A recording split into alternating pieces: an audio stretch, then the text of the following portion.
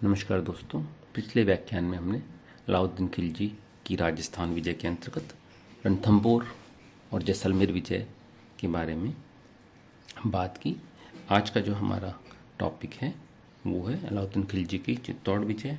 उसके अलावा हम अलाउद्दीन खिलजी की सिवाना और जालौर विजय के बारे में भी बात करेंगे। जैसा कि पहले आपको बताया है, रणथंभौर विजय अलाउद्दीन के द्वारा की गई और उससे प्रोत्साहित होकर अलाउद्दीन खिलजी ने राजपूतों के गुहिलों को, जो कि राजपूतों की नाक कही जाती हैं, उनको पराजित करने का निर्णय लिया। इसके पीछे सामरिक कारण भी थे। क्यों? क्योंकि ये जो अलाउद्दीन खिलजी के साम्राज्य विस्तार का एक हिस्सा था।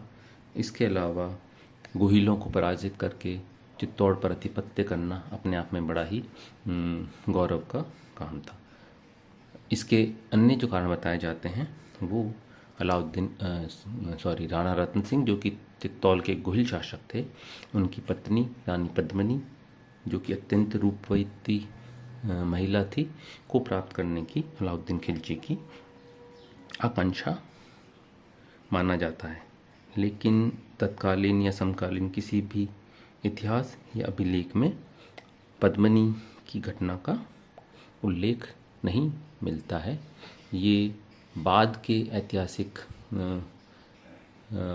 दस्तावेजों में, बाद के साहित्यिक दस्तावेजों में इस बात की खूब सी जानकारी मिलती है।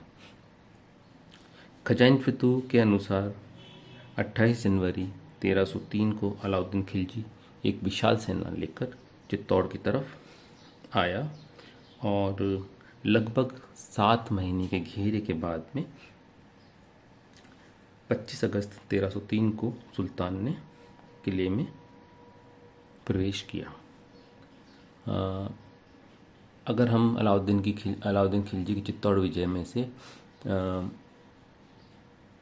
पद्मिनी वाला पार्ट हटा दें, जिसके बारे में क्योंकि निश्चित रूप से नहीं कहा जा सकता, तो अलाउद्दीन खिलजी के चित्तौड़ आक्रमण के जो मुख्य कारण थे वो थे, पहला, मेवाड़ के प्रभाव में वृद्धि महत्वाकांक्षी अलाउद्दीन खिलजी के लिए चुनौती थी। दूसरा, अलाउद्दीन खिलजी सिकंदर सानी बनना चाहता था और वह सबसे पहले भारत को जीते, और ये ज़रूरी था, और भारत को जीतने के लिए चित्तौड़ का जीतना भी ज़रूरी था। तीसरी बात यह कि चित्तौड़ की भौगोलिक स्थिति उस समय सामरिक या युद्ध की दृष्टि से बहुत महत्वपूर्ण थी, और भारत विजय का कोई भी इच्छुक सुल्तान बिना राजपूतों की शक्ति को समाप्त किए या बिना गुहिलों की शक्ति को समाप्त किए भारत की विजय का स्वप्न पूरा नहीं कर सकता था। तो किले का घेरा डाला गया। 7 माह तक घेरा चला, और कहते हैं कि इस समय अलाउद्दीन की सहायता के लिए शायद बाकी के राजपूत नहीं आए, क्योंकि उनके आपस में भी कुछ मतभेद या फूट थी, और राणा अकेला अपनी कम सेना के भरोसे या अपनी कम सेना से अलाउद्दीन खिलजी को नहीं जीत पाया। एक शिलालेख से पता चलता है कि चित्तौड़ के युद्ध में एक अधीनस्थ राजा अपने 7 पुत्रों सहित अलाउद्दीन के सैनिकों से युद्ध करता हुआ मारा गया।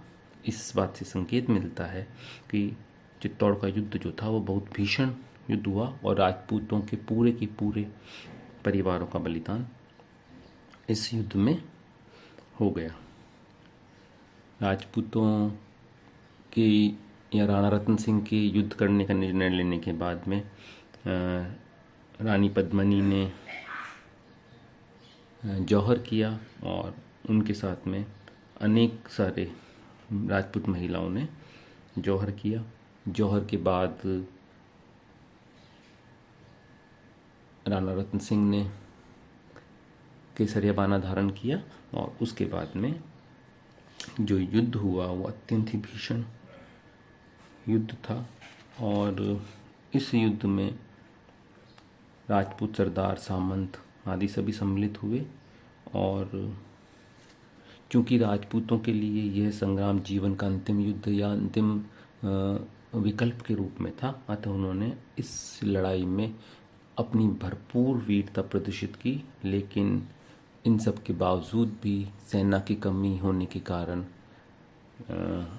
चित्तौड़ के युद्ध में राणा रतन सिंह को परास्त होना पड़ा और चित्तौड़ की भीषण पराजय हुई। उसकी संपूर्ण शक्ति नष्ट हो गई। चित्तौड़ का दुर्ग लगभग एक शमशान की तरह हो गया।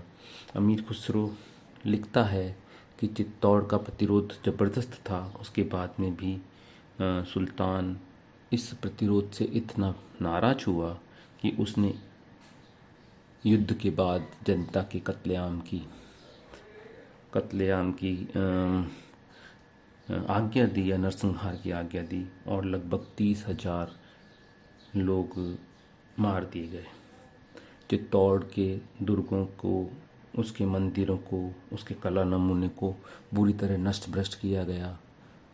कुछ विद्वान या इसमें ये भी कहते हैं कि चूँकि अलाउद्दीन खिलजी को पद्मनी नहीं प्राप्त हुई, इस वजह से भी वह बहुत ही रुष्ट था और इस दुर्ग के बाद को जीतने के बाद में इसका आधिपत्य खिज्र खां को सौंप दिया गया और इस दुर्ग का नाम खिजराबाद रखा गया। लेकिन रतन सिंह खिज्र खां ज़्यादा समय तक चित्तौड़ दुर्ग पर आधिपत्य नहीं रख पाया और 1311 में उसको ये दुर्ग छोड़ना पड़ा। उसके बाद में सोनगढ़ा सरदार कानन देव के भाई मालदेव को ये दुर्ग सौंपा गया, जिसके आधिपत्य में ये दुर्ग दिल्ली सल्तनत के लिए 1321 तक रहा और 1321 में उसकी मृत्यु या मालदेव की मृत्यु के बाद हमीर देव ने इस किले पर पुनः आधिपत्य कर लिया। रानी पद्मिनी की बात हमने इस व्याख्यान में या उसकी कहानी की बात हमने इस व्याख्यान में नहीं की। उसके बारे में हम एक अलग व्याख्यान में बात करेंगे, जिसमें हम रानी पद्मिनी की ऐतिहासिकता, उसके विभिन्न तर्क इत्यादि के बारे में बात करेंगे। केवल बताऊंगा मैं आपको चाहूँगा कि रानी पद्मिनी की कहानी की शुरुआत पद्मावत कथा से मानी जाती है। उसके बाद में अमीर खुसरो ने रानी शीबा और सुलेमान के प्रेम प्रसंग के आधार पर रानी पद्मिनी और रावल रतन सिंह की बात कही है। इसलिए हम इसके बारे में बाद में अलग लेक्चर में पूरी की पूरी चर्चा करेंगे। धन्यवाद।